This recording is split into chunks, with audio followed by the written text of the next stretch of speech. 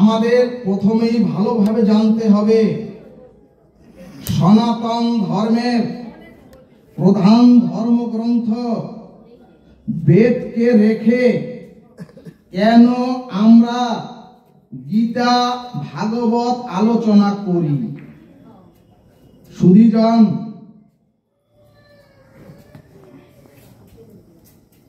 ভক্তগণ ও মায়েরা, সনাতনী হিন্দুদের এই প্রশ্নের উত্তরটা সকলকে ভালোভাবে বুঝতে হবে। সুধীজন, বেদ শাস্ত্রকে 4 ভাগে বিভক্ত করে বেদকে বলা হলো জ্ঞান রূপ কল্প বৃক্ষ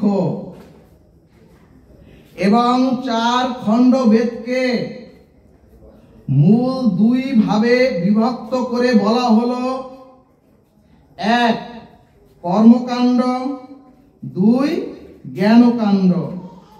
এবং বেদের এই 2 আলোচনার মধ্যে জ্ঞান কাণ্ডকে বলা হয় নিগম আর বেদের কর্মকাণ্ডকে বলা হয় তন্ত্র বা আগম। এখন প্রশ্ন, বেদের জ্ঞান কাণ্ড রূপ নিগম মানে কি? সুধীজন, নিগম মানে হচ্ছে ঈশ্বর কি, নিগম মানে হচ্ছে জীব কি এবং জীব কি করলে ঈশ্বর প্রাপ্তি হবে, এই বর্ণনাকে বলা হয় নিগম। আর কর্মকাণ্ড রূপ তন্ত্র বা আগম কি? সুধীজন, মানুষ মারা গেলে কি করতে হবে, জীবের প্রায়শ্চিত্ত কি করে হবে, মন্দির প্রতিষ্ঠা করতে হলে কি মন্ত্র পড়তে হবে এবং বিয়ে করলে কি মন্ত্র পড়তে হবে, এগুলো হচ্ছে আগম বা তন্ত্র। সুধীজন, এই নিগম আর আগমকে বলা হলো জ্ঞান রূপ কল্প বৃক্ষ। সুধীজন, এবার ভালোভাবে বুঝে নিন, এই বেদের জ্ঞান রূপ কল্প বৃক্ষের কাঁচা ফলটা হচ্ছে এই শ্রীমদ্ ভগবত গীতা। তাহলে শ্রীমদ্ ভাগবত কি?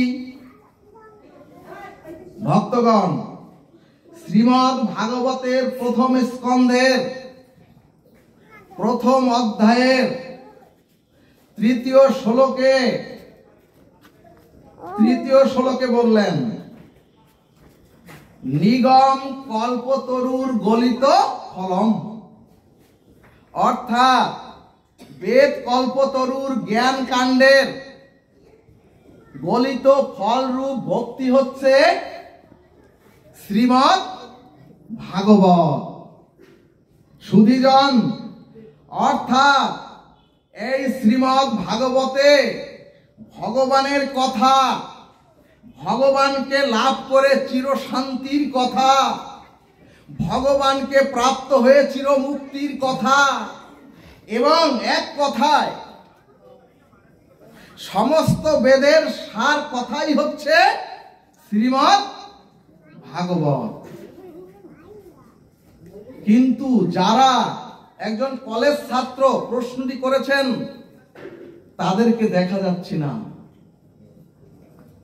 সুধীজন, তাহলে ভক্তগণ, আমরা কিন্তু সকলে এই যে 13টা দিন, এই 13টা দিনই কিন্তু বেদ, সকলেই বেদ পড়েছেন, অর্থাৎ বেদের সার পাঠ করেছেন। এবং আমরা শ্রীমদ্ ভাগবত অমৃতকে সকলে গ্রহণ করে জন্ম মৃত্যু জরা ব্যাধির অভিশাপ থেকে, জন্ম মৃত্যুর অভিশাপকে ধ্বংস করে ওই অনাদির আদি গোবিন্দ পরম পুরুষ পরমেশ্বর ভগবানকে প্রাপ্তির জন্যই এ ভব সংসারে এসেছি। জয় নিতাই গৌর হরি বল।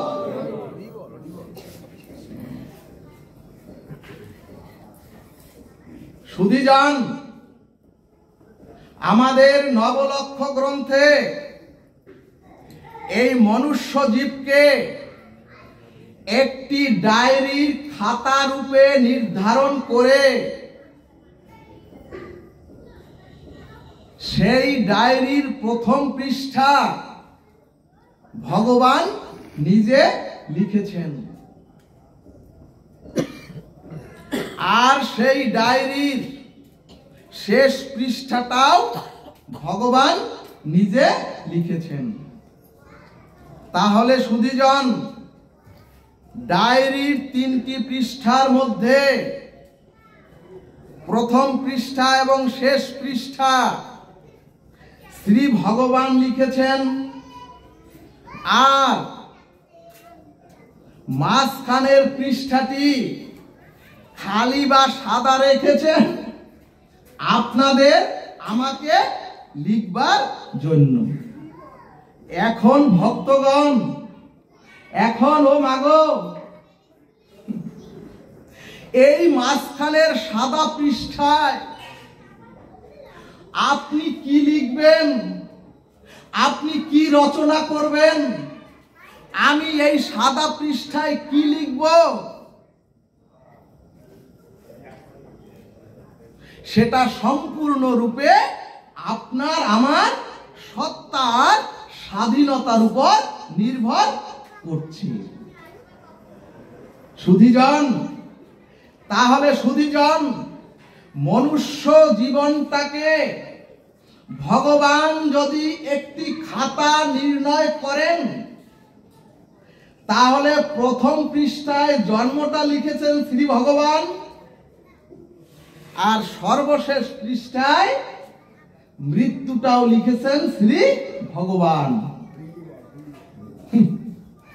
জন্মটা লিখেছেন, অর্থাৎ কোথায় আপনার আমার জন্ম হবে, কিভাবে সেই জন্মটা হবে, সেটা কি বৃক্ষকুলে, সেটা কি পক্ষীকুলে, সেটা কি পোকাকুলে, নাকি মনুষ্যকুলে, এটা স্বয়ং ভগবান লিখেছেন। আর মৃত্যুটা কোথায় কি রূপে হবে, এটাও ওই ভগবান নিজ হস্তে লিখেছেন। সুধীজন, কবে কোথায় কিভাবে মৃত্যু হবে এটা কোন জীবের, এ চরাচরের কোন মনুষ্য জীবের জানা নাই। তাহলে জন্ম আর এই মৃত্যু দুটোই ভগবানের হাতে। তাহলে সুধীজন, জীবন খাতার পৃষ্ঠা হলো 3টি। প্রথমটি হলো জন্ম, আর শেষেরটি হলো মৃত্যু। কিন্তু মাঝখানের যে সময়, কিন্তু মাঝখানের যে জীবন, যেটুকু সময় এই জীবনে পেয়েছেন বা পাবেন, এই জীবনটুকু কি আপনি উদ্ধার করবেন, নাকি এই জীবনটাকে আপনি স্খলিত পতিত করবেন? সুধীজন, এই লেখার পৃষ্ঠাটি ভগবান সাদা রেখে জগৎ জীবের কাছে বললেন, ওগো ওগো, এই মাঝখানের সাদা পৃষ্ঠাটি তোমরা তোমাদের সুকর্মের দ্বারা লিপিবদ্ধ করো। বলো না গো, রাধে রাধে।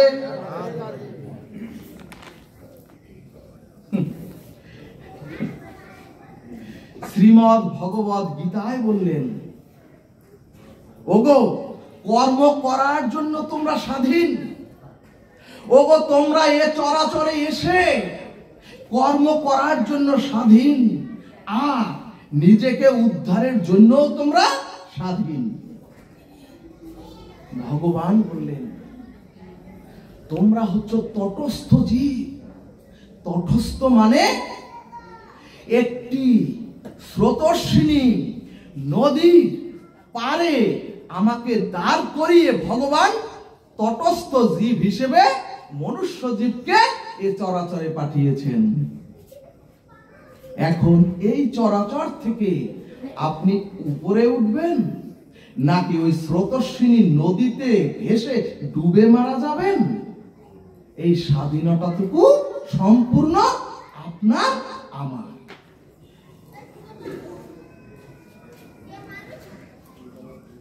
এখন প্রশ্ন করতে পারেন, ও ভগবান, তুমি নিজে আমাদেরকে উপরে উঠালে না কেন? ভগবান বললেন, ওগো,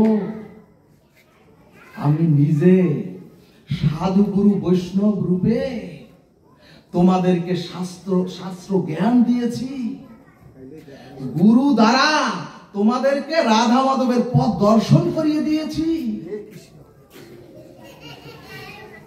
ওগো, তারপরও যদি তোমরা আমার পথে না আসো, এ তাই সব তোমার।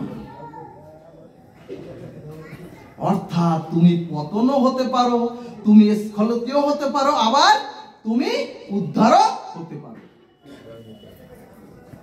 ভগবান বললেন, ওগো, মাঝখানের সময়টুকু তোমরা সৎ কাজে, ওগো তোমরা মাঝখানের সময়টুকু সৎ সংস্কারে, ওগো মাঝখানের সময়টুকু তোমরা আত্মকল্যাণে যদি ব্যয় করো, তাহলেই তোমরা সকলে চির মুক্তি পাবে।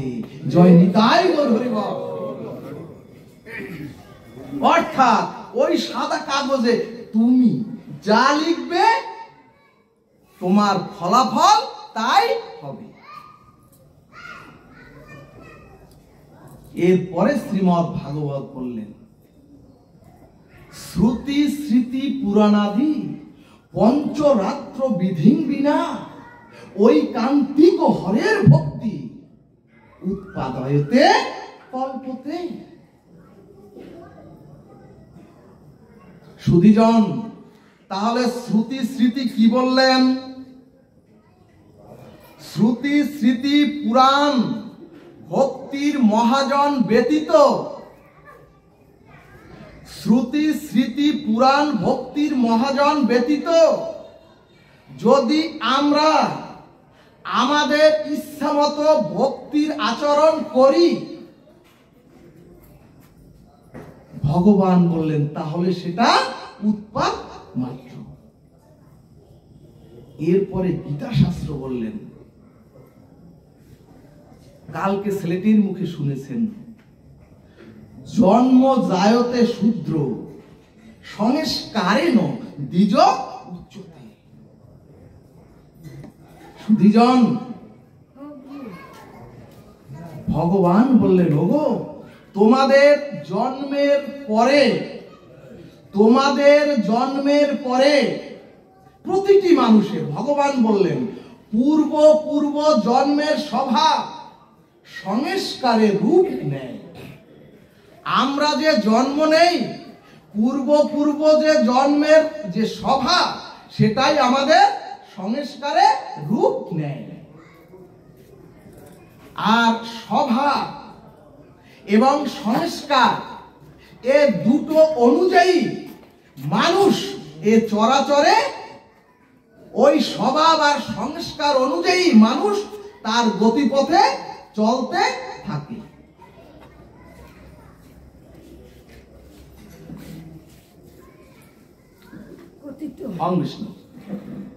সুধীজন, এখন প্রশ্ন, তাহলে সংস্কারটা কেমন? এখানে ভাগবত বললেন, ও মাগো, তপ্ত কড়াইতে যদি আপনারা খাঁটি দুগ্ধ কিছুক্ষণ জাল দেন, তাহলে দেখবেন ওই দুধটা সার হয়। তারপরে ওই সার দুধটুকু যদি উনুনে আরো কিছুক্ষণ জাল দেন, তাহলে ওই সারের উপরে বা ওই দুধের উপরে একটা সর পড়ে। ওই সর পড়ার পরে যদি আর কিছুক্ষণ উনুনে জাল দেন, তাহলে ওই সরের উপরে দেখবেন হস্তরেখার মতো কিছু দাগ পড়ে যায়। ঠিক তদ্রূপ আমাদের জন্ম জন্মান্তরের কর্মের দ্বারা আমাদের জীবনেও একটা দাগ পড়ে, এরই নাম হচ্ছে স্বভাব। এবং এই স্বভাবটাই আমাদের সংস্কারে রূপ নেয়। এখানে ভাগবত বললেন, সুধীজন, এখানে ভাগবত বললেন মানুষ তার সংস্কারের স্বভাবে মানুষ বাধ্য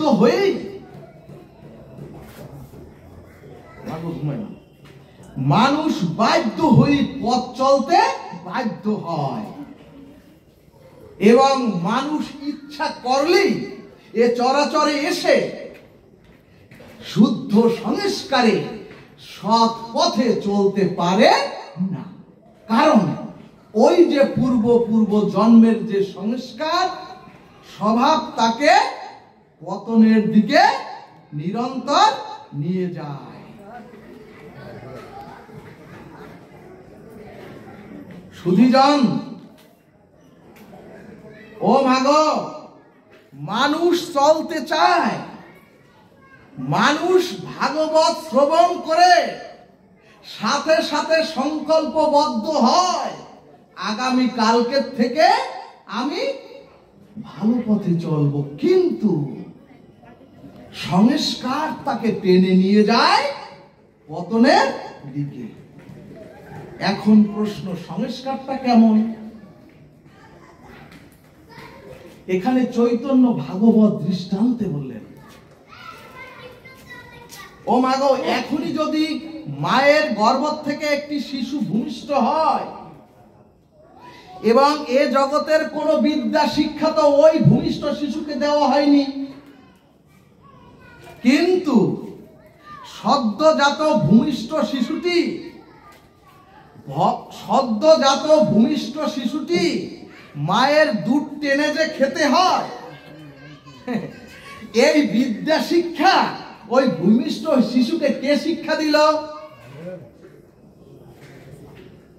অর্থাৎ সুধীজন, মায়ের স্তনে বদন দিয়ে যে মায়ের স্তন থেকে যে টেনে টেনে খেতে হয়, এই বিদ্যা ওই শিশুকে কে জানালো?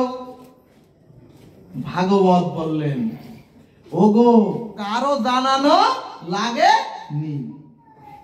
ওই শিশু বহু জন্মব্যাপী মায়ের স্তনের দুগ্ধ পান করবার যে স্বভাব, ওই স্বভাবই ওই শিশুকে জানিয়ে দিয়েছে ওইভাবে মায়ের বদন লাগিয়ে মায়ের স্তন থেকে দুধ পান করতে হয়। এরপরে হরি ভক্তি বিলাস দৃষ্টান্তে বললেন, সুধীজন, বানর হনুমানগুলি দেখবেন, বানর হনুমানগুলি বৃক্ষের এ শাখা থেকে অন্য শাখায় লাফিয়ে লাফিয়ে চলে যায়, কিন্তু মানুষ যদি ওভাবে লাফ দেয় তাহলে তো পরে একেবারে হরিবল। সুধীজন, শাস্ত্র বললেন বানর পারে, কারণ বহু জন্ম থেকে ওই বানরে শাখার থেকে শাখায় লাফানোর অভ্যাস রয়েছে। এরপরে একটি কুকুরের ছানাকে, সদ্যজাত কুকুরের ছানাকে যদি আপনি জলে ফেলে দেন, সাথে সাথে দেখবেন ও সাঁতরিয়ে উপরে উঠে যায়।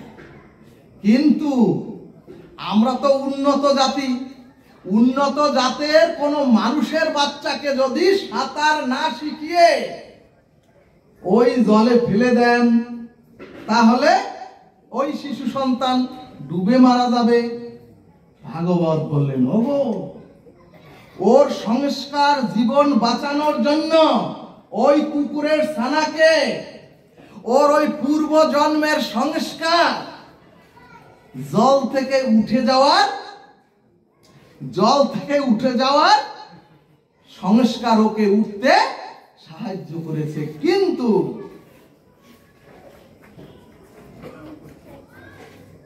সুধীজন, ঠিক তদ্রূপ আমরাও বাধ্য হই।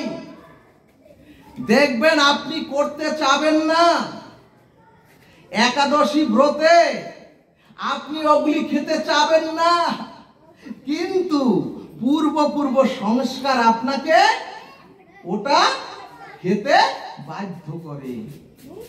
সর্ববেদান্ত সার অমল পুরাণ ভাগবত বললেন, ওগো ভজন ভক্তি তাকি বলে, ওগো সাধন ভজন তাকি বলে।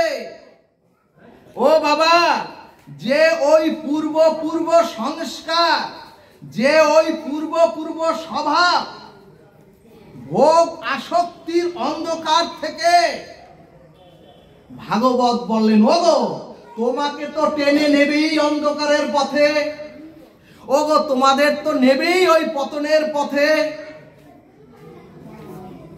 কিন্তু সুধীজন, ভাগবত বললেন, ওগো যখন তোমরা সাধু গুরু বৈষ্ণবের এই চরণ ধুলির কৃপায়,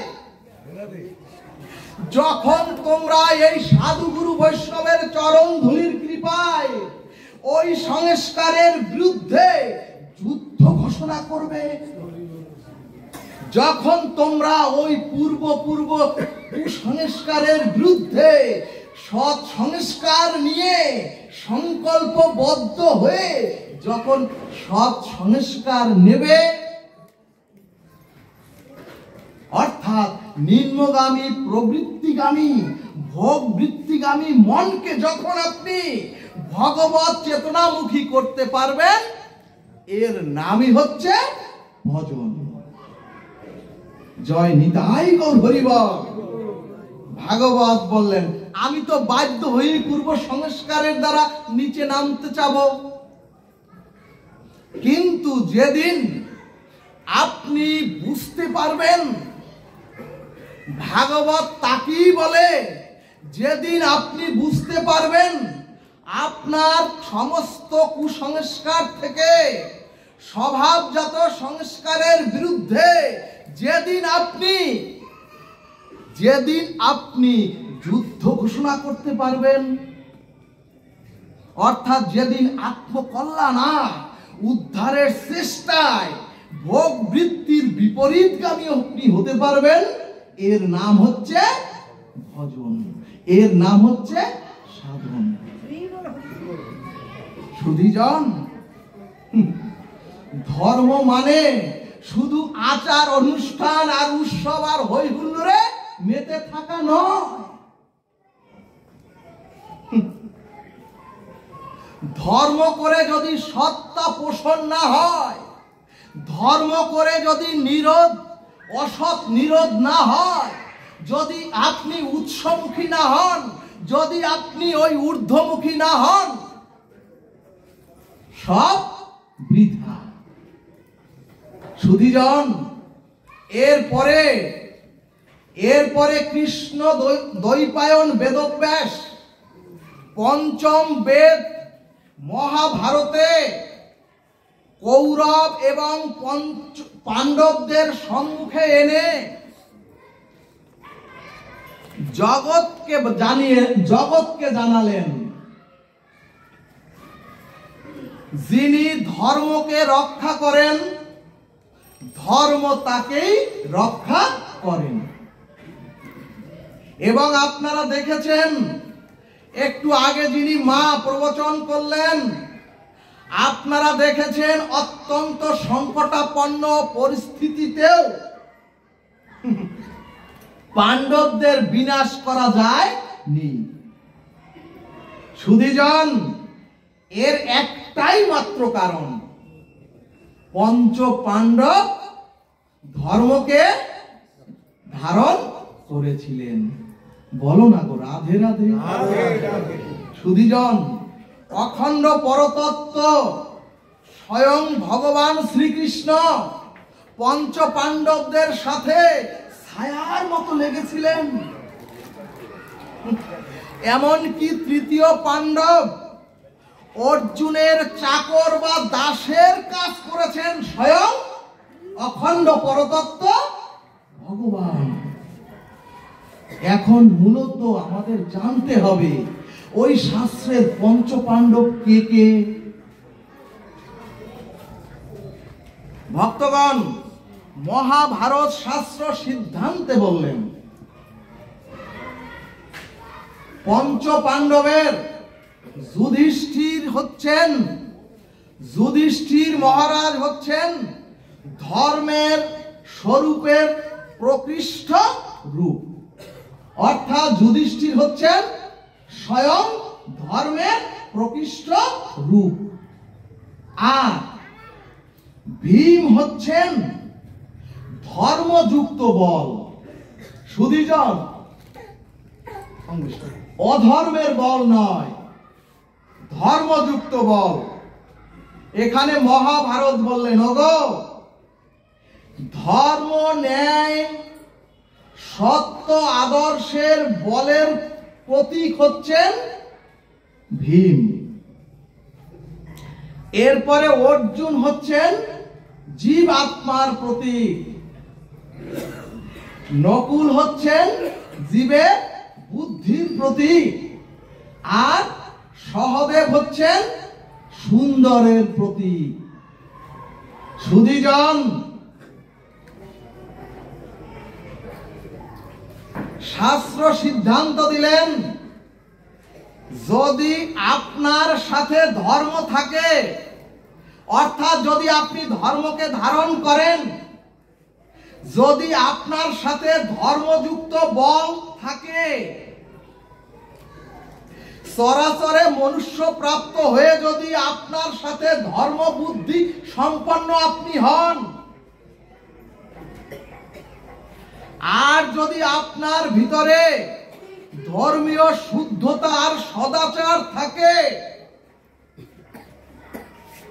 শাস্ত্র সিদ্ধান্ত দিলেন তাহলে সেই জীব সত্তার ভাব স্বয়ং ভগবান নিজে গ্রহণ করেন। জয় নিতাই গৌর সীতানাথ প্রেমানন্দে, হরি হরি বল।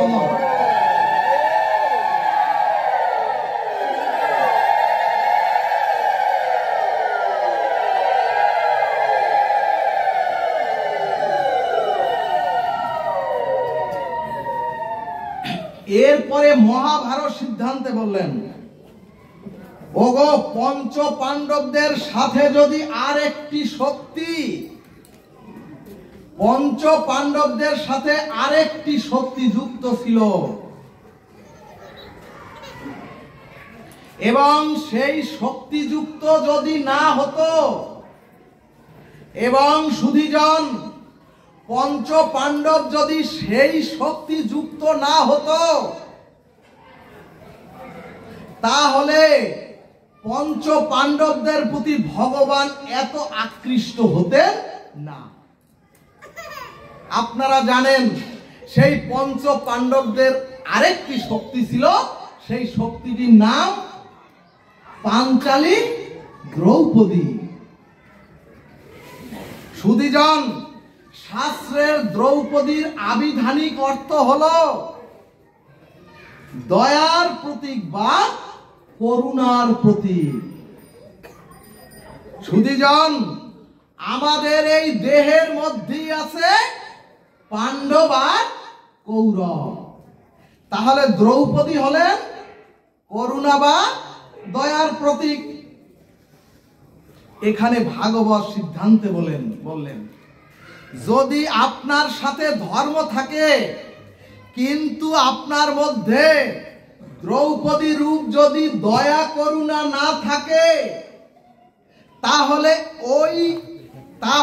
ওই ধর্মে মঙ্গল প্রতিষ্ঠিত হবে না।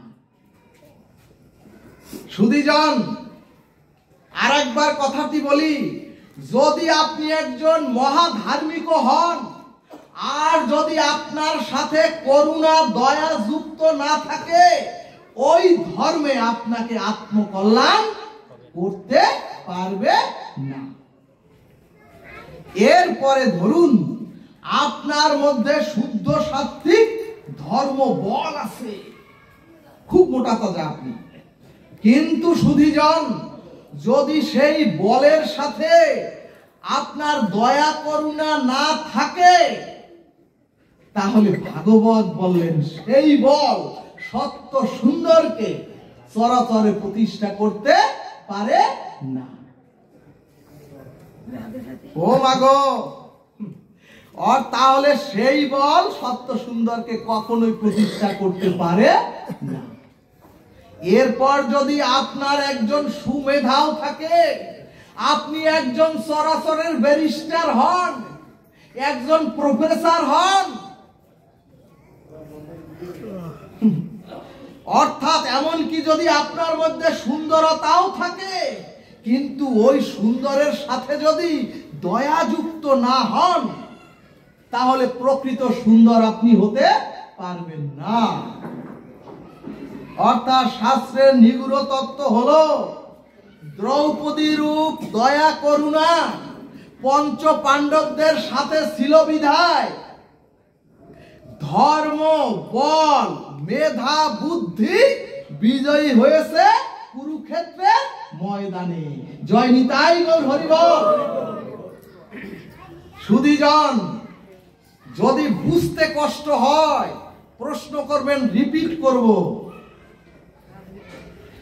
এই কারণেই ভাগবত বললেন, যদি জীবের দুঃখে, যদি জীবের অপরের দুঃখে আপনার হৃদয় না কাঁদে,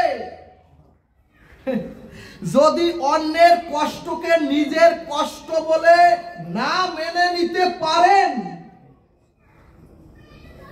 যদি পরের বিপদকে নিজের বিপদ না ভাবতে পারেন,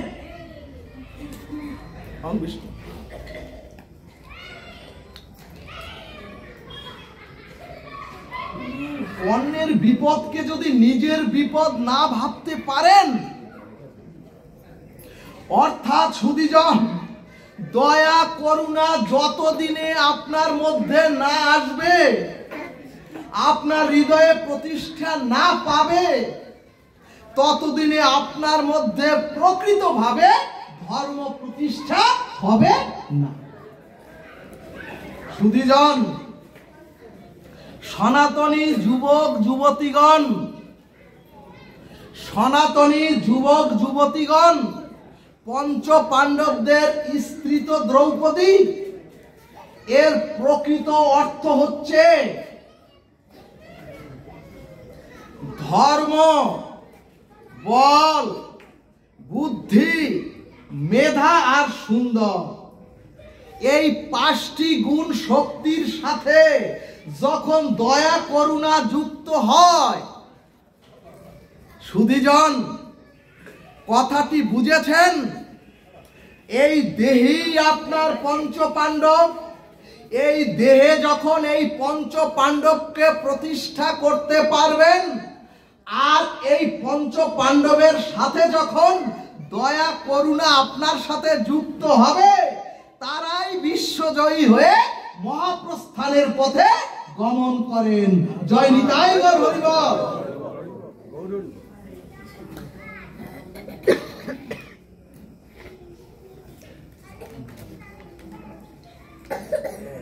এরপরে একটি প্রশ্ন এসেছে, প্রশ্নটি এসেছে দুর্গা পূজা করার মাহাত্ম্য কি? সুধীজন, আমাদের জানতে হবে দুর্গা পূজা কেন করতে হয়। ভক্তগণ, পূজা দুর্গা পূজা করতে হবে আমাদের দেহের আসরিক ভাবকে দমন করে বিচার বিবেক জাগৃত করবার জন্য। কিন্তু সুধীজন, এত যাগযজ্ঞ, কিন্তু সুধীজন এত পূজা পার্বণ, এত লাইট প্যান্ডেল আর পূজা পার্বণে এত মনোহরি দোকানে সামগ্রীতে সবকিছু এখন রাজসিক হয়ে যাচ্ছে, আর আমাদের আসরিক ভাবও যাচ্ছে না, আর আমাদের বিবেকও জাগৃত হচ্ছে না। এক কথায় আমাদের চেতনার উন্মেষ হচ্ছে না। সুধীজন, দুর্গ শব্দ থেকে দুর্গা শব্দ নিষ্পন্ন হয়েছে। এখন প্রশ্ন, দুর্গ মানে কি? ও মাগো, এই চরাচরে এসে আপনি যে প্রান্তে থাকবেন, আপনি যে গৃহে থাকবেন, অথবা আপনি যে অবস্থায় থাকবেন,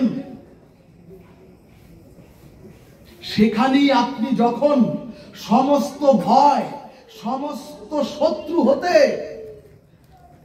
যখন রক্ষা পাবেন, এর নাম হচ্ছে দুর্গ। দুর্গ, যে দুর্গে অবস্থান করলে সমস্ত শত্রুর ভয় থেকে মুক্ত হওয়া যায়। অর্থাৎ সুধীজন, যেখানে অবস্থান করলে সমস্ত ভয় এবং সমস্ত শত্রু হতে, ভয় হতে রক্ষা পাওয়া যায়। অর্থাৎ দুর্গা পূজা হচ্ছে শক্তির সঞ্চয়ের পূজা। দুর্গা পূজা হচ্ছে মনুষ্য শক্তি, দুর্গা পূজা হচ্ছে জনশক্তি, দুর্গা পূজা হচ্ছে যুব শক্তি, দুর্গা পূজা হচ্ছে বিদ্যা শক্তি। সরস্বতী মা আছেন, বিদ্যা শক্তি এবং ভক্তি শক্তি একত্রিত করে দুর্গা পূজা। তাহলে কি? মনুষ্য শক্তি, জনশক্তি, বিদ্যা শক্তি, যুব শক্তি প্লাস ভক্তি শক্তি একত্রিত করে সমাজ থেকে আসুরিক ভাবকে দমন করে সমাজের দুর্গতি নাশ করাই হচ্ছে দুর্গা পূজার মাহাত্ম্য।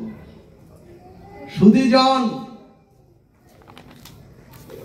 যে যুবক প্রশ্ন করেছেন তাদেরকে তো দেখি না, এই কারণেই প্রথমে পূজা হয় দুর্গা পূজায়। প্রথমে পূজা হয় দুর্গা মায়ের ডাইনে আছেন গণপতি গণেশ।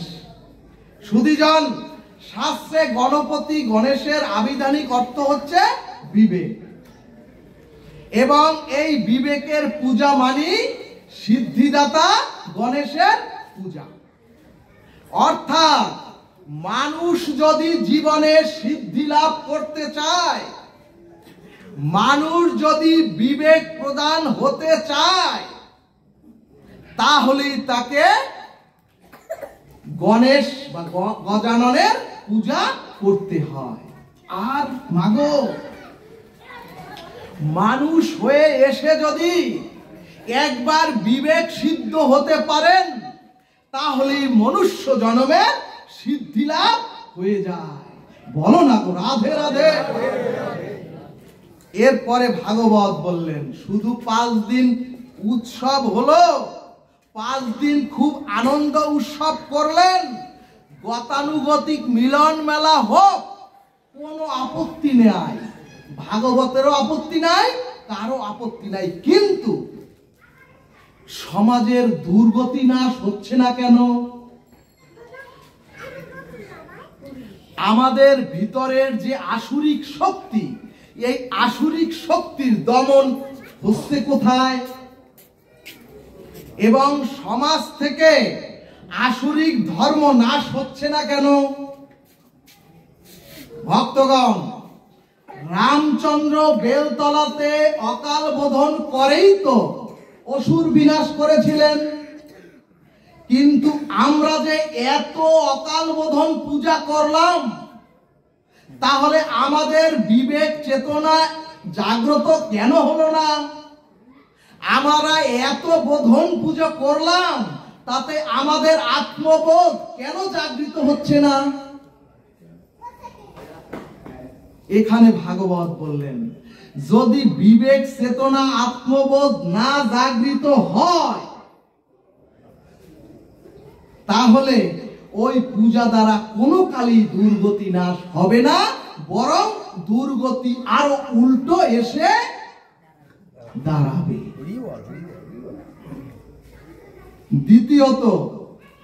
দ্বিতীয়ত সমাজ পরিবর্তন করতে হলে বিবেক চেতন মানুষ হলেই তো হবে না। যদি সমাজকে আপনি পরিবর্তন করতে চান, তাহলে নিজে যদি বিবেক চেতন হন, তাহলে সমাজ পরিবর্তন আপনি করতে পারবেন না। একজন ভালো মানুষের সাথে সমাজের কল্যাণ যদি করতে চান, তাহলে সমাজে আপনার একটি বড় চিকিৎসালয় বানাতে হবে, একটি এভাবে ধর্মালয় প্রতিষ্ঠা করতে হবে, মানুষের আত্ম মানবতার সেবার জন্য মন্দির প্রতিষ্ঠা করতে হবে, বিদ্যালয় সাধুর মতো এখানে বিদ্যালয় করতে হবে। এগুলি করতে তো অর্থ চাই। এজন্যই গণেশের পাশে আছেন লক্ষ্মী দেবী। দেখেছেন না, লক্ষ্মী দেবী গণেশের পাশে আছেন। এবং লক্ষ্মী হচ্ছেন ঐশ্বর্যের প্রতীক। লক্ষ্মী হচ্ছেন পৃথিবীর মঙ্গলময় সমাজ সেবা। সুধীজন ভাগবত বলছে আমি না, ভাগবত বলছে ওগো এ সমাজের মঙ্গল কাজ অর্থ ছাড়া হবে না। এরপরে লক্ষ্মী মা বললেন ওগো সৎ পথের অর্থ চাই, অসৎ পথের আয়ের অর্থ দিয়ে জগতের মঙ্গল কল্যাণ হবে না। এরপরে ভাগবত বললেন ভালো মানুষ হলো প্লাস অর্থ হলো, এবং আপনি যদি অর্থের পর যদি জ্ঞানীও হন, জায়গা মন্দির জাতি, জায়গা মন্দির এই জাতি, এমনকি মা বোন তো রক্ষা করতে পারবেন না। যদি ভালো মানুষ অর্থের সাথে যুব শক্তি, সমাজের যুব শক্তি যদি না যুক্ত হয়। রাধে রাধে। এই কারণেই ওই দুর্গা পূজায় আছে যুবরাজ কার্তিক। কিন্তু যাদের জন্য এই ভাগবত, সেই যুব শক্তি ভাগবতের দেখবেন আসে না, আর মায়েরাও মা হতে পারলেন না। যখন বিয়ে বাড়ি যান, আর যদি কোন রকম কোন বনভোজন হয়, সে যে গুজে বাড়ির ছেলে মেয়ে সকলকে নিয়ে সেখানে উপস্থিত হন। ভাগবত আসরে মায়েরা এসেছেন, সন্তানদের তো আনেননি।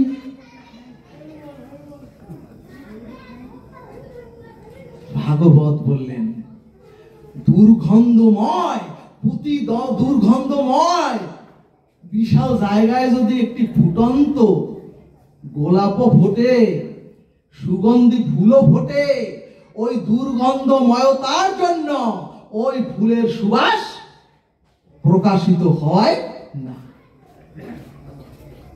অর্থাৎ আপনি নিজে যতই একা সাত্বিক আহার করেন, গোবিন্দ প্রসাদ আহার করেন, কিন্তু যদি আপনার পতি দেবতা, আপনার সন্তান যদি আপনার বিরুদ্ধাচারণ হয়, ওই ভক্তি আপনার টিকবে না। শুনিজন, তাহলে ভাগবত কি বললেন? এরপরে ভাগবতের সমীক্ষায় 5000 বছর আগে লিখলেন এখনকার 40% যুবক যুবতী রাত জেগে নেট ঘাটতে ঘাটতে প্রতিটা সন্তান আমাদের মানসিক রোগগ্রস্ত হয়ে রাস্তায় রাস্তায় ঘুরিতেছে। ভাগবত বললেন যে জাতির যুব শক্তি আত্মচেতনায় জাগৃত হয় না, সেই জাতির মেরুদণ্ড একেবারে ভেঙে যায়। এজন্যই ভাগবত সিদ্ধান্তে বললেন ভালো মানুষ, তার সাথে সৎ অর্থ আর ধর্মীয় বিদ্যা, এবং আত্মচেতনায় জাগৃত যুব শক্তি যদি একত্রিত হয়, সেখানেই দুর্গতি নাশিনী দুর্গার সৃষ্টি হয়, আর তখনই সমাজ দেহের আসরিক শক্তি বিনাশ হয়। জয় নিতাই গৌর হরি বল। এই কারণেই ভগবান শ্রীমদ্ ভগবত গীতায় বললেন, যো ব্যক্তি তত্ত্বত, অর্থাৎ তোমরা পূজা পার্বণ অনুশীলন যা করো তোমরা একটু তত্ত্ব জেনে করো। ভগবান বললেন, উপাসনা আরাধনা না করে, হই হুল্লোড় আর আমোদ ফুর্তি করে সমাজ জাতির কোনো কল্যাণ হয় না। ভক্তগণ, হাজার পাওয়ারের মার্কারি লাইট মায়ের চোখে মেরে কি পূজা করেন? সরাসরের কোন মায়ের চোখে ছোট একটা টর্চ মারতে পারবেন? সাথে সাথে চিৎকার করবে। ভাগবত এটাকে পূজা আরাধনা বলে না। কিন্তু সুধীজন, পূজা তো আমাদের করতেই হবে, অবশ্যই পূজা করতে হবে। ভাগবত বললেন, তবে প্রতিটি পূজায় যদি একটু ভাগবত হতো,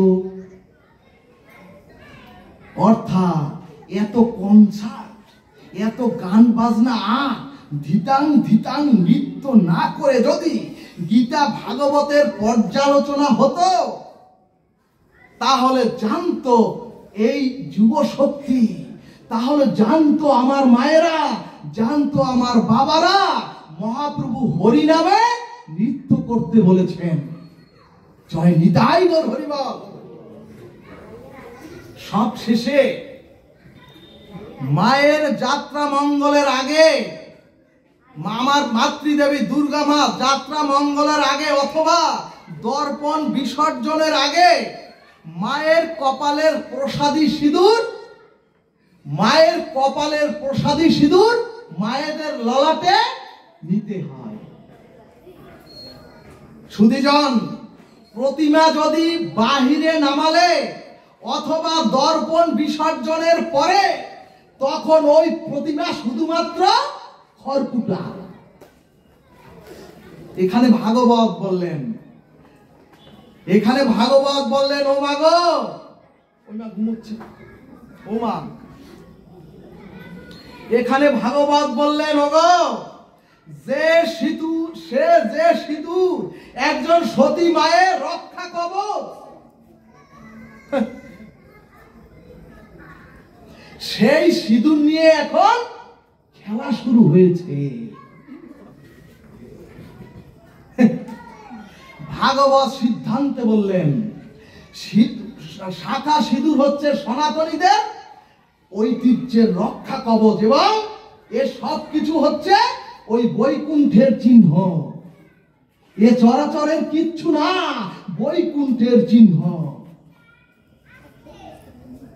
ভাগবত বললেন, একে খেলার জিনিস বানাবেন না। শাস্ত্র বললেন, ও মায়েরা মন দিয়ে শুনুন, শাস্ত্র বললেন, এক বিন্দু সিঁদুর মাটিতে পড়ে গেলে যদি মায়েরা আঁচল দ্বারা শ্রদ্ধায় অবনত মস্তকে সেই সিঁদুর শ্রদ্ধায় যদি তার আঁচল দিয়ে তুলে না নেয়, যতটুকু সিঁদুর নষ্ট করা হবে অবহেলায়, ততটুকু আয়ু কাটা যাবে তোমার পতি দেবতা। এমনকি সুধীজন, বিশেষ কয়টা দিন ছাড়া মায়েরা যদি শূন্য স্মৃতি রাখেন, বিশেষ কয়টা দিন ছাড়া মায়েরা যদি শূন্য স্মৃতি রাখেন, আর যদি পতি বা স্বামী যদি সেই শূন্য স্মৃতির দিকে তাকায়, ভাগবত বললেন ওই শূন্য স্মৃতির দিকে স্বামী যতক্ষণ বা যতটুকু সময় তাকিয়ে থাকবে ততটুকু আয়ু কাটা যাবে ওই স্বামীর। সুধীজন, কাজী মায়েরা একটু সাবধানী হন।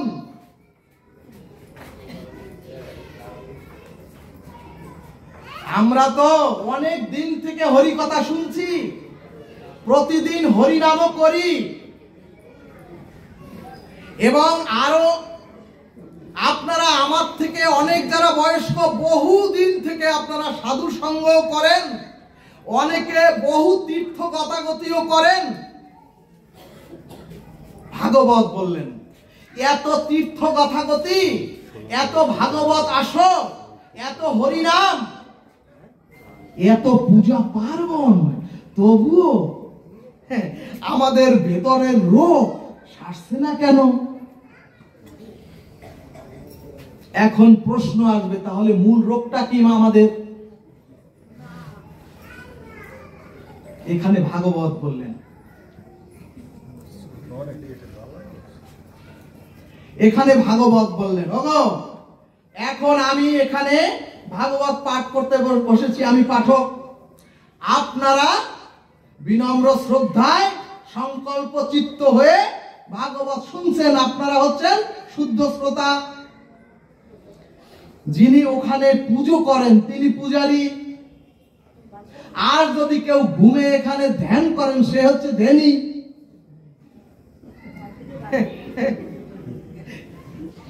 সুধীজন, এখন প্রশ্ন, এই শ্রবণ,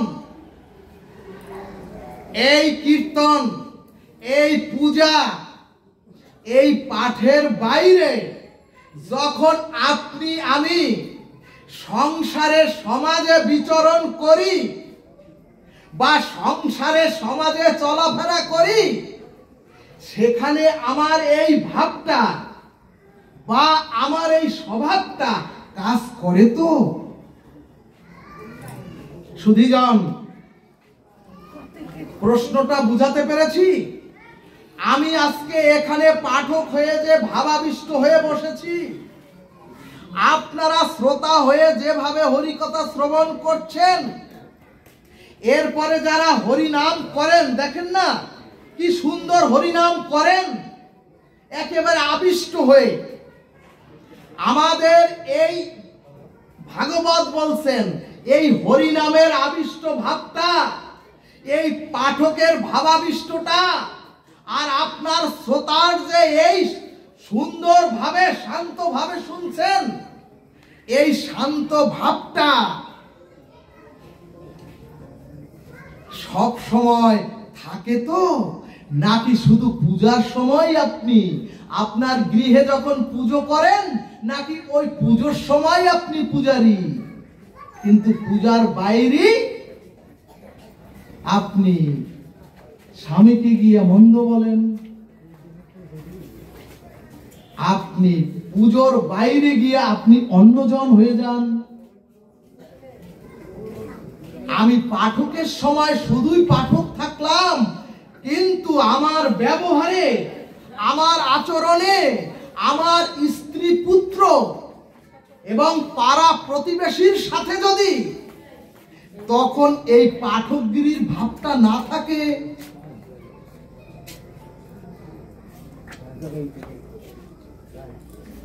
আবার আপনারা এখন শান্ত শ্রোতা হয়ে হরিকথা শ্রবণ করছেন, কিন্তু এখান থেকে বাইরে অথবা সংসারে ব্যবহারে যদি এই শান্ত সুমিষ্ট ভাব না থাকে, আপনাকে জানতে হবে, আমাকে জানতে হবে, এতদিনে আপনার সাধু সঙ্গ সফল হয়নি, আর আপনার ভিতরের রোগ সারেনি, রোগের গায়ে হাতও পড়েনি।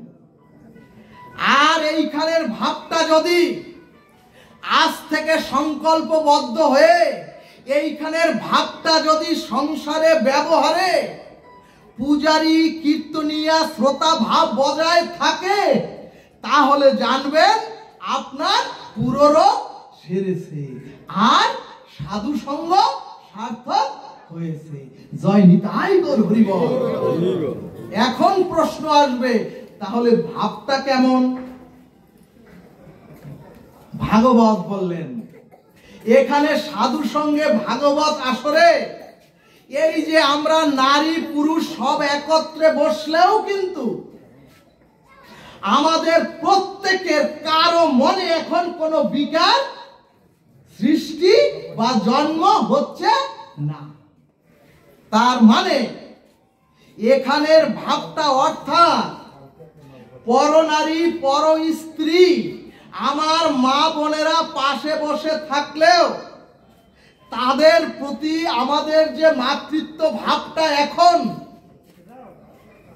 এখানে তো আমরা শান্ত সমাহিত সুমিষ্ট ব্যবহারে সকলে শান্তভাবে বসেছি, কিন্তু এখান থেকে উঠে গিয়ে সংসারে যদি আপনার এই ভাবটা বজায় থাকে তখনই জানবেন এতদিনে আপনার সাধু সঙ্গ হরিকথা সফল হয়েছে।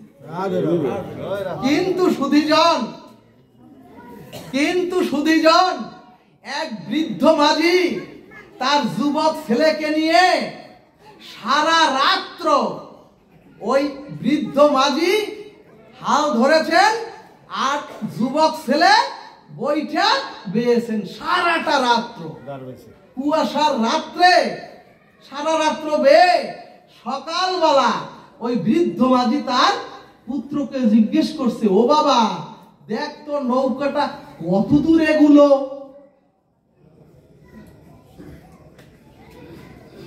ওই পুত্র বলছে, ও বাবা এত সর্বনাশ, এই হারামজাদা সারা রাত্র বাইলাম যে, আমি যে হাল ধরলাম তুই যে দাঁড় বাইলি, সব বৃথা। কেন?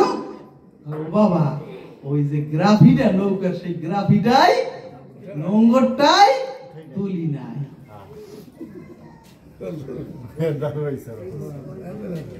সুধীজন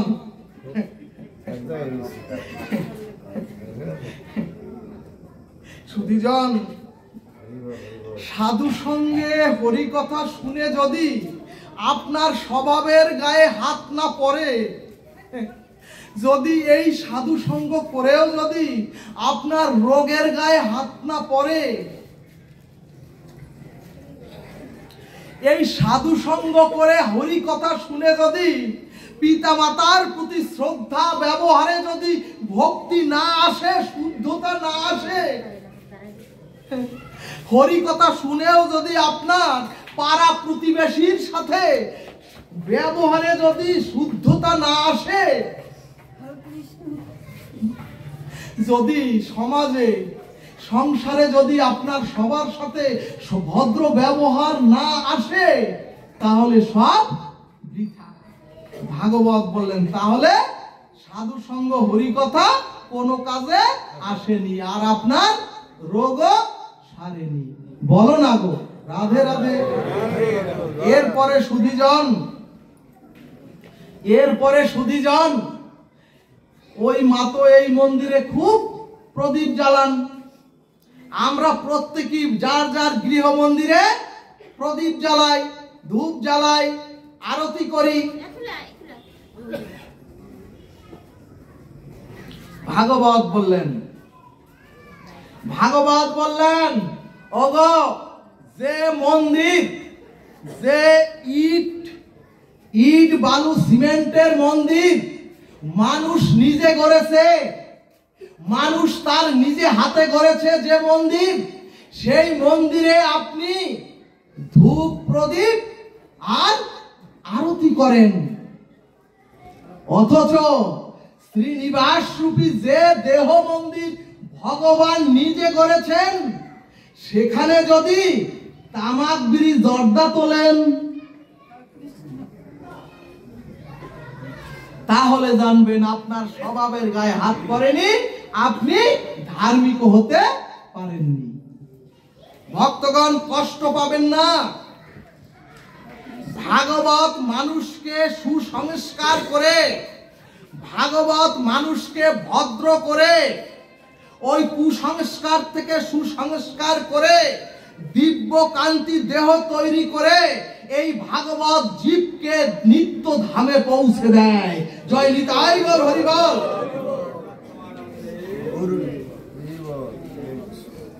ভক্তগণ, ওই শিব হচ্ছেন বৈষ্ণবানাং যথাসম্ভু। সেই শিব পূজায় কোনো নেশা ব্যবহার করা যাবে না। আমাদের জানতে হবে, বুঝতে হবে, যিনি মহাযোগেশ্বর, যিনি সত্যম শিবম সুন্দরম, এবং যিনি সর্বদা পঞ্চমুখে ভগবানের দিব্য নাম নিরন্তর উচ্চারণ করেন, এবং যিনি ওই দিব্য নাম উচ্চারণ করে ধ্যানে মগ্ন থাকেন, তাকে দিচ্ছি আমরা নেশা। এই জাতিকে বোঝানো গেল না, এবং এগুলো হিন্দু শাস্ত্রের কোথাও লেখা নাই। এরপরে সুধীজন, আমরা কোন হিন্দুর মন্দিরে, বাড়িতে হোক আর আঙ্গিনায় হোক, আমরা কোন হিন্দুর মন্দিরে অমেদ্য পেঁয়াজ রসুন মাছ মাংস তুলি না। কিন্তু ভগবানের একাদশী তিথিতেও কেন এগুলি শ্রীনিবাস রূপী দেহ মন্দিরে তুলবেন? ভাগবত বললেন, ওগো পিতৃহত্যা, ওগো মাতৃহত্যা, ওগো এমনকি ব্রহ্ম হত্যা করলেও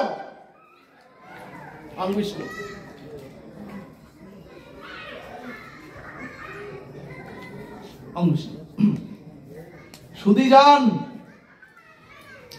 ভাগবত বললেন, ওগো সরাসরি এসে পিতৃহত্যা, মাতৃহত্যা, এমনকি ব্রহ্ম হত্যা করলেও সেই পাপের প্রায়শ্চিত্তের বিধান শাস্ত্রে লিপিবদ্ধ আছে। কিন্তু জেনে শুনে সনাতনী হিন্দু কোন নরনারী যদি জিহ্বার লালসায় একাদশী ব্রতের দিনেও পঞ্চশস্য খায়, তাহলে সেই পাপের প্রায়শ্চিত্তের কোন বিধান কোন শাস্ত্রে লিপিবদ্ধ নাই। ভক্তগণ, শাস্ত্র শব্দের অর্থ হচ্ছে যে আপনাকে শাসন করে, যে আপনাকে সংশোধন করতে পারে, সেই হচ্ছে শাস্ত্র। এমনকি সুধীজন, মা বাবা যদি মারা যায়, তাহলে ওই শ্মশানেও কি নেশা অথবা বিড়ি সিগারেট দিতে হয়? ভক্তগণ, কত বড় জাতির অধঃপতন হলে শ্মশানের মতো পবিত্র জায়গায় আমরা দিচ্ছি নেশা দ্রব্য খেতে। ভক্তগণ, সুধীজন, আবার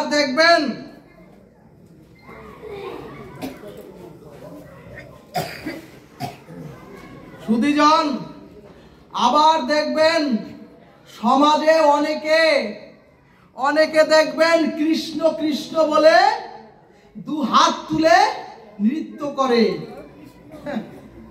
অনেকে আছেন মালার থলি, কিছু মনে করবেন না মাগো, ভাগবত পাঠ হয়, পাশে বসে মালা জপে। আপনি হরিকথা শ্রবণ প্রবচন শুনবেন নাকি মালা জপবেন? একটা মন কয় জায়গায় দেবেন? দেখবেন মালার থলি ঝুলি হাতে ঝুলিয়ে হরে কৃষ্ণ বলে। আবার দেখবেন অনেকে বড় বড় তিলক মালা আর টিক্কি রেখে তীর্থ গতাগতিও করেন। কিন্তু খবর নিয়ে দেখবেন মা বাবা, ওই গৃহের মা বাবা পেটের ক্ষুধায় কষ্ট পায়। ওই গৃহের মা বাবা পেট পুরে খেতেও পায় না।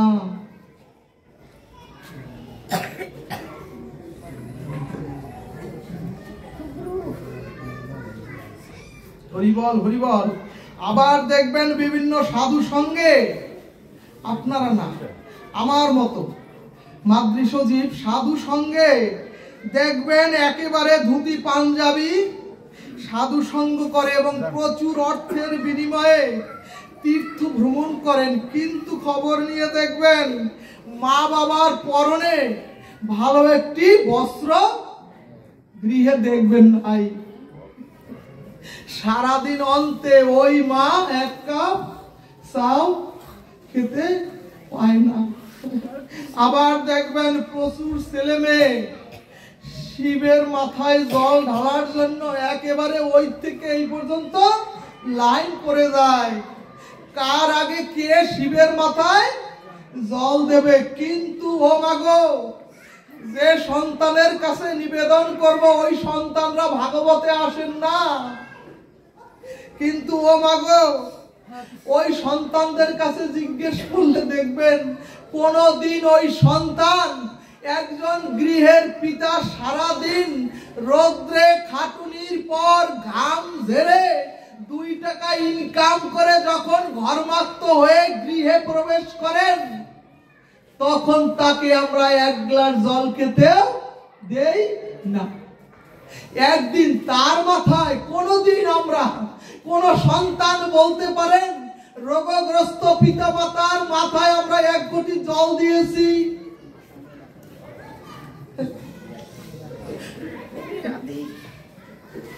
সুধীজন শাস্ত্র বললেন, ওরে নিজের জীবন্ত শিবরূপী পিতা, নিজের ওই দুর্গারূপী জীবন্ত মাতা যদি পিতা মাতাকে যদি তোমরা একটু খাবার না দাও, শুদ্ধ একটু ভালো বস্ত্র না দাও, যদি ওই পিতা মাতার কোন রকম হাহাকার আসে,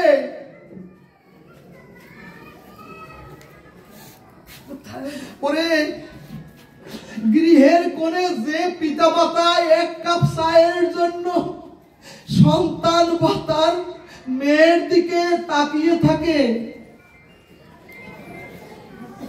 ওরে জীবন্ত গর্ভধারিণী মা যদি না পায় সন্তানের মুখে ভালো 2টি কথা, ভাগবত বলছে ওরে শিবের মাথায় জল দিয়ে ওরে দুর্গা পূজায় কি হবে? এরপর দেখবেন মায়েরা, আপনারা প্রত্যেকে অষ্টমী পুজোর দিন দেখবেন ফিনফিনে সুন্দর শাড়ি পরে হাতে 1 থালা প্রসাদ নিয়ে দুর্গা পূজার অঞ্জলি দিতে আসেন মায়ের কাছে। কিন্তু ওরে মাটির প্রতিমা বলছে, মাটির প্রতিমা, ওরে তোরা মাটির প্রতিমা পুজলি সারাটা জীবন, কিন্তু গৃহ মন্দিরের ওই গর্ভধারিণী মাকে কোনদিন কি পূজা করে দেখেছিস? ওরে শিবরূপী পিতাকে কোনদিন একদিন পুজো করে দেখেছিস?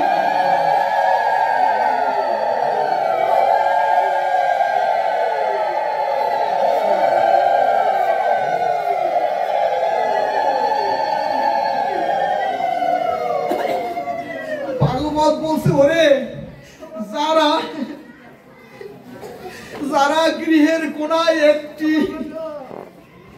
একটি কাপড়ের জন্য যারা বহু আশা করে দিনের পর দিন বসে থাকে, ওরে যারা পেটের ক্ষুধায় সন্তানের মুখের দিকে যারা তাকিয়ে থাকে, সব দেবতা বলছে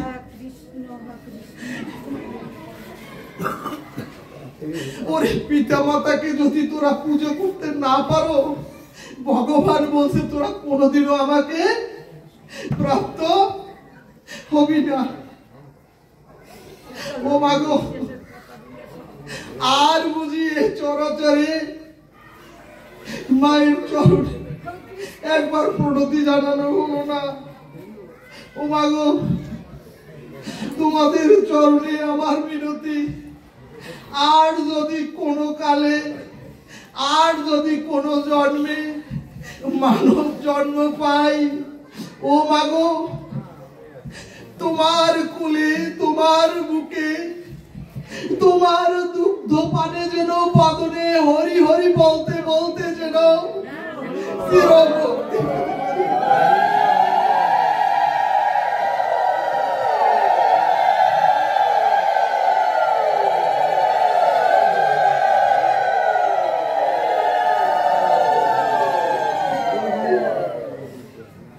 ভাগবত বলছে সিদ্ধ পুরুষ দেখলে একেবারে উপর হইয়া পড়ে, অথচ শিবরূপী নিজের পিতাকে একদিন একটু প্রণাম করে দেখে না।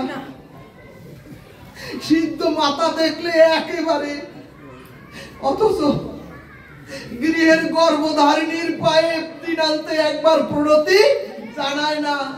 এই ধর্ম করে কি হবে?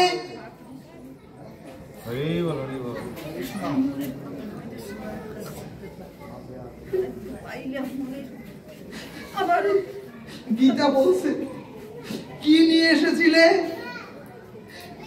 এখান থেকে তোমরা আমি সব নিয়েছি। আর যা আপনার কাল তা অন্যজনার হয়ে যাবে। কিন্তু সুধীজন, এই কাল কবলিত অনিত্য সংসারে যেদিন আপনি আমি এসেছিলাম, শুধু একটু কান্না আর শূন্য হাতে। আর যেদিন আমরা চলে যাব, দেখবেন মৃত্যুর পরে কোন রকমের দেহটা সাবান জলে ধুয়ে একটি ছোট কাপড় দিয়ে ওখানে তুলে দেয়, এবং দেখবেন সবার আগেই ওই কাপড়টুকু পুড়ে যায়, অর্থাৎ শূন্য হাতে বিদায়। কিন্তু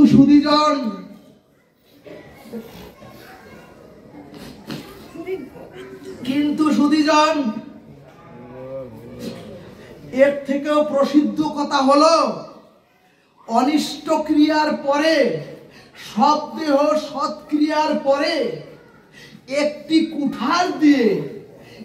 কুঠার দিয়ে দেখবেন কলসটি পিছন দিকে ভেঙেই বলে আর ওদিকে তাকিও না। অর্থাৎ এখানেই বুঝতে হবে, সেদিন আর কেউ তোমার সাথে এক পাও যাবে না। আর কোনো বান্ধব, আর কোনো সাথী, আর কোনো পদমর্যাদা, আর কোনো অর্থ ক্ষমতা এক পাও যাবে না। অর্থাৎ গরুগুলি গোয়ালে রইল, অর্থ সিন্ধুকে অথবা ব্যাংকে রইল, আর তোমার সন্তান আত্মীয় স্বজন গৃহ মন্দিরে চলে গেল। এখানে মজার কথা হলো, আমাকে আপনাদের কিন্তু অনেক দূরে যেতে হবে। অর্থাৎ ওই আপনার দেহের অন্তিম ক্রিয়া সংস্কারটা শ্মশান পর্যন্ত, কিন্তু আপনার আমার কর্মময় এই জীবনের যে স্খলিত কর্ম, সেদিন আপনার সামনে পাহাড় হয়ে, আপনার সামনে আমার সামনে সেদিন পাহাড় হয়ে বাধা দেবে সেই ছায়ার দেহের সামনে। সুধীজন, তখন কি করবেন সেদিন? সুধী গৌর ভক্তবৃন্দ, সেই সময় প্রিয় পরমের মতো যিনি, সেই সময় প্রিয় পরমের মতো যিনি আপনাকে আমাকে দুটি হাত বাড়িয়ে বুকে টেনে নিবেন, দু হাত বাড়িয়ে তাকেই বলে প্রেমের ঠাকুর, তাকেই বলেন দীনবন্ধু পরমেশ্বর ভগবান বলমন ভগবান শ্রীকৃষ্ণ প্রীতি প্রেমানন্দে হরি হরি বল বল।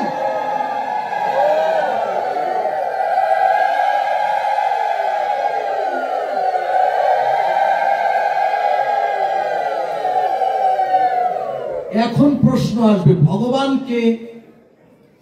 সুধীজন, একজন বৈষ্ণব বলেন, একজন হরিচাঁদ মতুয়া বলেন, একজন সাধারণ সনাতনী বলেন, অথবা অন্য গোত্রের মানুষ বলেন, সবাই ঈশ্বর, গড, আল্লাহ আমরা মানি, কিন্তু কে ভগবান তাই আমরা অনেকেই জানি না। শ্রীমদ্ ভগবদ গীতার 11 অধ্যায়ের বিশ্বরূপ দর্শন যোগের 54 নম্বর শ্লোকে ভগবান বললেন, জ্ঞাতুম দ্রষ্টুম চ তত্ত্বেন প্রবিষ্টুম চ পরম তপ। সুধীজন, ভগবান প্রথমে বললেন আমাকে জানো, আমাকে জানার পরে আমাকে দর্শন করো, আর দর্শনের পরে আমাকে তোমার অপরাক্ষ অনুভূতির দ্বারা তুমি আমার মধ্যে প্রবেশ করো। সুধীজন, এখন প্রশ্ন, ভগবানকে জানাটা কেমন? আমরা অনেকেই ভগবানকে মানি, কিন্তু আমরা অনেকেই ভগবান কে তা আমরা অনেকেই জানি না। এখানে ভাগবত বললেন জানা আর মানা বহুত অন্তর পৃথক। এখন প্রশ্ন, ভগবানকে মানাটা কেমন? সুধীজন, সমাজে বহুজনকে যদি জিজ্ঞেস করেন সেই সচ্চিদানন্দ পরতত্ত্ব অখণ্ড অদ্বয়ের স্বরূপ কি, ভগবান ধামের তত্ত্ব কি, ভক্তগণ যারা বলেন আমরা ভগবানকে মানি তারা এর উত্তর দিতে পারেন না। অর্থাৎ স্বরূপত তত্ত্বত অখণ্ড পরতত্ত্ব ভগবানের স্বরূপ আমরা অনেকেই জানি না। এখানে ভাগবত বললেন আমরা ঈশ্বর তত্ত্বকে স্বীকার করে মানি, কিন্তু ঈশ্বরের অখণ্ড পরতত্ত্বকে আমরা সকলে জানি না। ভক্তগণ, প্রথমেই বলেছি জানা আর মানা বহুত অন্তর পৃথক। আবার সুধীজন, এর বিপরীতে যারা বলেন আমরা ঈশ্বরকে জানি, তাকে যদি প্রশ্ন করি আপনি ঈশ্বরকে কি রূপে জানেন,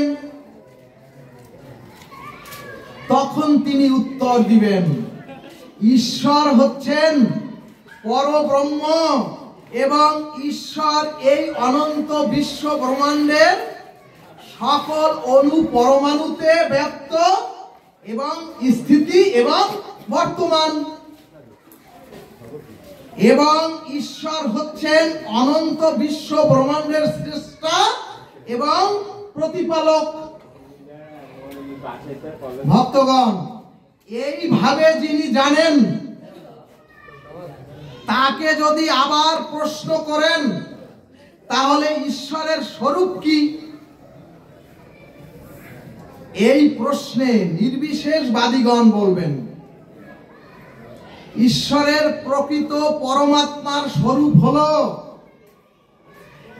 ঈশ্বর হচ্ছেন নিরাকার এবং ঈশ্বর হচ্ছেন সর্বব্যাপী এবং ঈশ্বর হচ্ছেন চৈতন্যময়।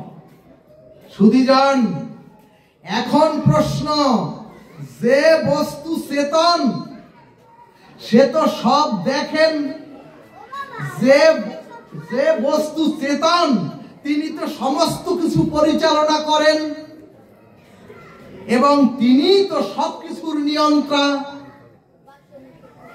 এই জন্যই গীতা শাস্ত্র বললেন স্থানং নিধানং বীজং অব্যয়ম। অর্থাৎ শ্রী ভগবান বললেন ওগো একমাত্র আমি হচ্ছি প্রভু। ওগো তোমরা শোনো, একমাত্র আমি হচ্ছি গতি, একমাত্র আমি হচ্ছি সাক্ষী, একমাত্র আমি হচ্ছি জীবের একমাত্র নিবাস। এবং আরো শোনো, আমি হচ্ছি সমস্ত সৃষ্টির একমাত্র অব্যয় বীজ। জয় নিতাই গৌর হরিবল। তাহলে সুধীজন, যিনি সৃষ্টি করেন, যিনি সকল কিছু প্রতিপালন করেন, এবং যিনি দ্রষ্টা, এবং যিনি সমস্ত কর্মের সাক্ষী স্বরূপ, অর্থাৎ সুধীজন, যিনি ঈশ্বরকে এভাবে জানেন, এবং তিনি যদি শাস্ত্রীয় শুভমঙ্গল সৎকর্ম এই চরাচরে করেন, তাহলে তার তো অবশ্যই শুভ ফল হবে। আর যদি কেউ এ চরাচরে মনুষ্য প্রাপ্ত হয়ে গর্হিত স্খলিত অমানবিক কর্ম করেন, তাহলে তারও প্রারব্ধ কর্মফল অবশ্যই ভোগ করতে হবে। সুধীজন, এর পরের কথাটি মন দিয়ে শুনুন। যদি আপনি জানেন, যদি আমি জানি ঈশ্বর সাক্ষী স্বরূপ, যদি আপনারা জানেন অনাদির আদি গোবিন্দ সমস্ত কর্মের নিয়ন্ত্রা, যদি আমরা জানি, সত্যি সত্যি এভাবে জানি, তাহলে আমরা বা আমাদের দ্বারা অশাস্ত্রীয় গর্হিত কাজ এ সমাজে হতো না। তার মানে আমরা যারা বলছে আমরা ঈশ্বরকে জানি, তারা প্রকৃত তত্ত্ব তো ঈশ্বরকে জানেন নি। সুধীজন, ভগবানকে জানা মানি চেতন সত্তারূপ তত্ত্বকে জানা। আর যদি কেউ চেতনকে জানে, আর যদি কেউ সেই চেতন তত্ত্বকে জানে, তাহলে সর্বভূতের সাক্ষী স্বরূপ এই পৃথিবীতে তিনি কোনো গর্হিত কর্ম আর করবেন না। জয় নিতাই গৌর হরিবল। এই কারণেই ভাগবত বললেন, আমরা শুধু শাস্ত্রের বাণীতে ঈশ্বরকে জানি, কিন্তু তত্ত্ব তো ঈশ্বরকে আমরা জানি না। আর যিনি তত্ত্বকে জানেন, যিনি তত্ত্ব তো জানেন, তিনি আর কোনো গর্হিত কর্ম করতে পারেন না। কিন্তু সুধীজন, বর্তমান কাল কবলিত কোলাহল মুখর সময়ে আমরা শাস্ত্রের পৃষ্ঠা মুখস্থ করে বলি আমরা ঈশ্বরকে জানি মানি, কিন্তু তত্ত্ব তো আমরা কেউ জানার চেষ্টা করি না। এখন প্রশ্ন আসবে, তাহলে জানার, ভগবানকে জানাটা কেমন? সুধীজন, এই যে বিদ্যুতের তার, এই তারের যদি কোথাও লিকেজ থাকে, আর যদি আপনি যদি অজান্তে এখানের কেউ ওই তারে গিয়ে হাত দেয়, তাহলে তো সে বিদ্যুৎ স্পৃষ্ট হয়ে নিচে পড়ে গিয়ে ছটফট করবে।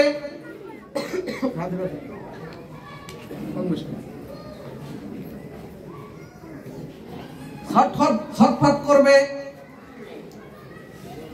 তখন ওই অবস্থা দেখে, তখন আপনি আমি ওই ছেলেটি যে বিদ্যুৎ স্পৃষ্ট হয়ে পড়ে গিয়ে ছটফট করিতেছে, ওই অবস্থা দেখে ওই বিদ্যুতের লিকেজে বিদ্যুতে স্পৃষ্ট হব জেনে আমরা কি কেউ ওই লিকেজে আর হাত দেব? সুধীজন, এখন প্রশ্ন, কেন বিদ্যুতের লিকেজে হাত দেব না? কারণ আপনি আমি তো দেখেছি, জানি ওখানে লিকেজ আছে, ওই লিকেজটায় হাত দেয় হচ্ছে বিপজ্জনক, এবং লিকেজে হাত দিলে আপনাকে আঘাত পেতে হবে। এক কথায় সেই বিদ্যুৎ স্পৃষ্টের প্রতিক্রিয়াটি আপনি জেনেছেন বা জানেন বিধায় ওখানে আপনি আর হাত দেবেন না। অর্থাৎ যিনি ঈশ্বরকে জানেন, তিনি আর কোন রকম শাস্ত্র বহির্ভূত কোন কর্ম করতে যাবেন না। এর মানেই হচ্ছে ঈশ্বরকে জানা। বলো না গো রাধে রাধে। এরপরে চৈতন্য ভাগবত দৃষ্টান্তে বললেন, যদি কোনো ক্ষুধার্ত বুভুক্ষ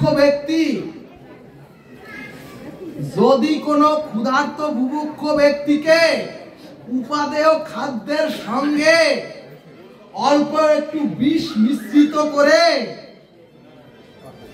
উপাদেয় খাদ্য ওই বুভুক্ষ ব্যক্তির কাছে আপনি দেন, তাহলে এত ক্ষুধার্ত বুভুক্ষ ব্যক্তি হলেও জেনে শুনে অত অমৃতময় খাদ্য সে গ্রহণ করবে না। কারণ তিনি জানেন ওই বিষে তার বিষক্রিয়া হবে, এবং বিষক্রিয়া হবে জানে বিধায়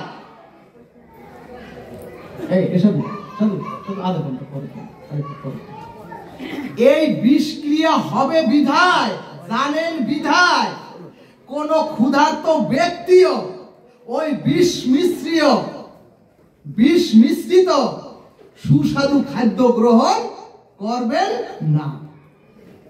এজন্যই শাস্ত্র বললেন, এজন্যই আমাদের দুর্দশা। কবিগুরু এক লাইনে লিখে দিলেন, আমি জেনে শুনে বিষ করেছি পান। সুধীজন, ভাগবতের সার কথা হলো, গোবিন্দ চরণে ভগবত চরণে যিনি আশ্রয় নিয়েছেন তাকে জীবন যুদ্ধে জয়ী করে ভগবান সংসার চক্র হতে দিব্য কান্তিময় দেহ তৈরি করে ভগবান তাকে চিরমুক্তি দান করেন। জয় নিতাই গৌর সীতানাথ প্রেমানন্দে, হরি হরি বলমন। সুধীজন, কালীয় দমন লীলাতে আপনারা তো জানেন, শাস্ত্রজ্ঞ আপনারা, কালীয় দমন লীলাতে শ্রী গোবিন্দ যমুনার কালীয় হ্রদের বিষময়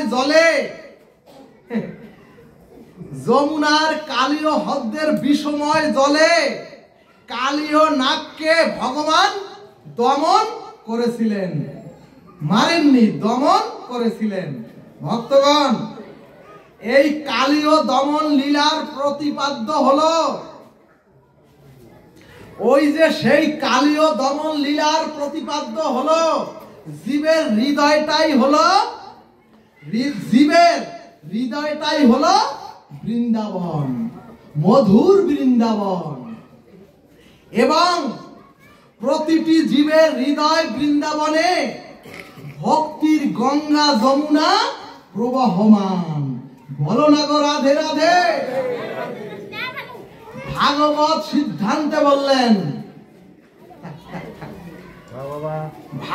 সিদ্ধান্তে বললেন, ভক্তি জীবকে, যে ভক্তির খোঁজে আপনারা ঘুরিতেছেন সেই ভক্তি জীবকে কোথাও থেকে আমদানি করতে হবে না।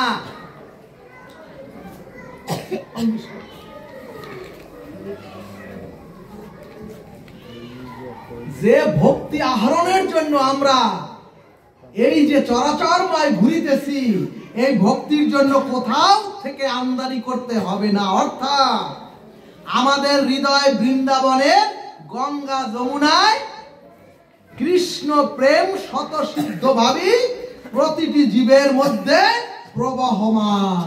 জয় নিতাই গৌর হরি বল। শ্রী শ্রী চৈতন্য চরিতামৃতকার বললেন, নিত্য সিদ্ধ কৃষ্ণ প্রেম সাধ্য কবু নয়। অর্থাৎ কৃষ্ণ প্রেম কখনো সাধনা করে তোমরা আমি কেউ পাবো না। কারণ শতসিদ্ধ জীবের হৃদয়ে প্রেম ভক্তির যমুনা বহমান। কিন্তু সুধীজন, হৃদয় বৃন্দাবনের প্রেম ভক্তির স্রোতস্বিনী এই যমুনার মাঝেও কখনো কখনো কালীয় নাগ জন্ম নেয়, কখনো কখনো ওই কালীয় নাগ জন্ম নেয়। এখন প্রশ্ন, এই কালীয় নাগ মূলত শাস্ত্রের কে? ভাগবত বললেন শাস্ত্রের সেই কালীয় নাগটাই হচ্ছে জীবের কামনা বাসনা। ওই কালীয় হ্রদের বিষময় জলে সেই সর্বটাই হচ্ছে জীবের দেহের কামনা আর বাসনা। ও মাগো, আমাদের হৃদয়ে যেমন বৃন্দাবন আছে, সেই বৃন্দাবনে যেমন প্রেম ভক্তির গঙ্গা যমুনা প্রবহমান, আবার সেই যমুনার মধ্যে বহু ফনাধারী, এই আমাদের দেহ যমুনার মধ্যে ওই বৃন্দাবনে বহু ফনাধারী অনন্ত কাম ক্রোধ রূপ বাসনাও আছে। এবং আমাদের জীবনের জরা ব্যাধি মৃত্যু অভিশাপের একটাই কারণ, জীবের সসুখ বাসনার ওই বিষ, সসুখ বাসনার ওই সর্প বিষ। সুধীজন, আর কার কাম কামনার বিষেই চরাচরের প্রতিটি জীব আমরা বিষময় হয়ে হৃদয়ের ভক্তি যমুনাকে বিষময় করে ফেলেছি, ভক্তি যমুনার জলকে।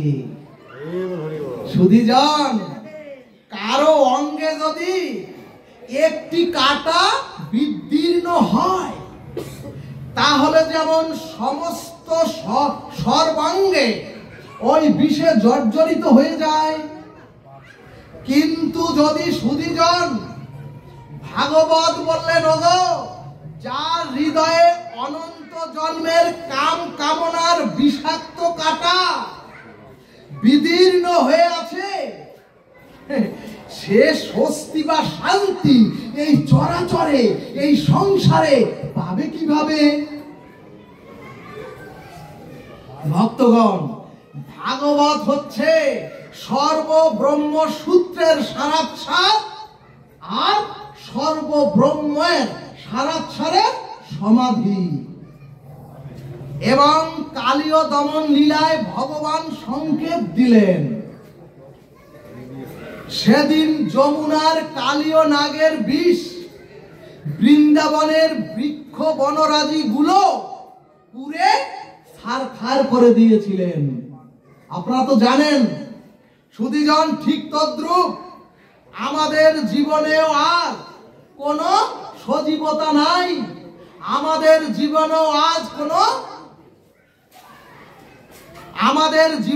কোনো আজ সবুজতা নাই, আমাদের জীবনেও আজ শান্তির ছায়া আনন্দের কলকাকুলিও আমাদের জীবনে আর নাই।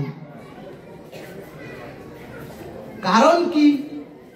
কারণ বৃক্ষ না থাকলে তো বাতাসও থাকে না, বৃক্ষ না থাকলে তো নির্মল বাতাবরণও থাকে না, আর পাখির কলকাকুলিও থাকে না। ঠিক তদ্রূপ আমাদের হৃদয়ে যমুনা তো কামনার বিষে জর্জরিত হয়ে আমরাও আজ সবুজতা, আমরাও আর উচ্ছলতা, আমরাও আজ সঙ্গীত সুধা সব ভুলে বসেছি। আর চারিদিকে মরময় বিষময় অবস্থা। এখন প্রশ্ন, এর থেকে পরিত্রাণ পেতে কি করতে হবে জীবের? সিদ্ধান্ত কি? ভাগবত বললেন, ওগো, কালীয় নাগের মাথায় স্বয়ং গোবিন্দের পদযুগল, স্বয়ং গোবিন্দের পদযুগল রেখেই তো ওই কালীয় নাগকে দমন করেছিলেন। চিন্তা নামক, ভাগবত বললেন, ওগো, চিন্তা নামক ওই মহাবেদীকে তোমরা যদি জয় করতে চাও তাহলে আরেকটি চিন্তা তোমাদের হৃদয়ে আনতে হবে, আর সেই চিন্তাটাই হচ্ছে গোবিন্দের চরম চিন্তা। জয় নিতাই গৌর হরিবল।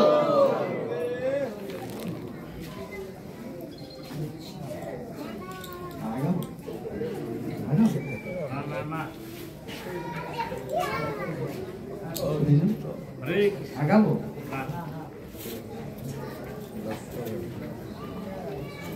সুধীজন, তাহলে চরম চিন্তা সার সিদ্ধান্ত কি?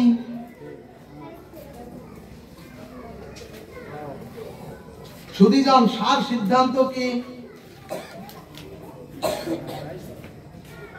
শ্রীমদ্ ভাগবত নিগুড় তত্ত্ব হলো ভগবানের চরম চিন্তা করতে হবে। কেন আমরা চরম চিন্তা করব? আর চরম চিন্তা করলে, শরণাগতি হলে কি হবে জগৎ জীবের?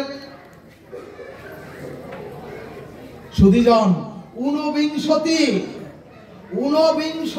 দিব্য চিহ্ন ওই গোবিন্দের চরণে, ঊনবিংশতি দিব্য চিহ্ন আছে। ভগবান বললেন, ওগো তোমরা যদি ভজনের দ্বারা একবার আমার চরণে শরণাগতিতে আসতে পারো তাহলে একটি চিহ্ন আছে বজ্র। ভগবান বললেন, আমার চরণে বজ্র রেখেছি কেন জানো?